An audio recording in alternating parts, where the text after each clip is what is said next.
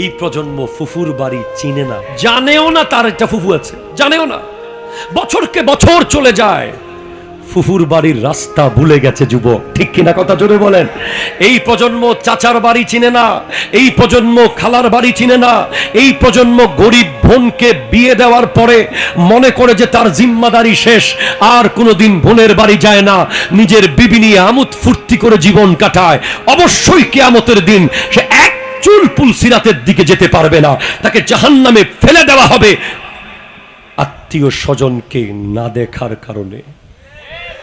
কঠিন হয়ে গেছে এই জায়গাটা, একেবারে এই জায়গায় একেবারে আমরা দিন দিন এত অবহেলা, এত অবহেলা, ব্যস্ততা ব্যস্ততা ব্যস্ততা ব্যস্ততা ছাড়া পৃথিবীতে কিছু নাই, ঠিক কিনা জোরে বলেন।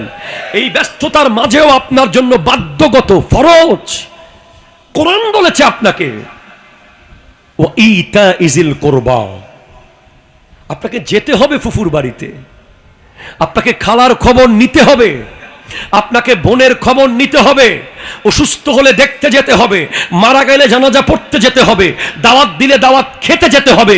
এগুলো বান্দার উপরে হক, ঠিক কিনা কথা জোরে বলেন। কিসের উম্মত আমরা?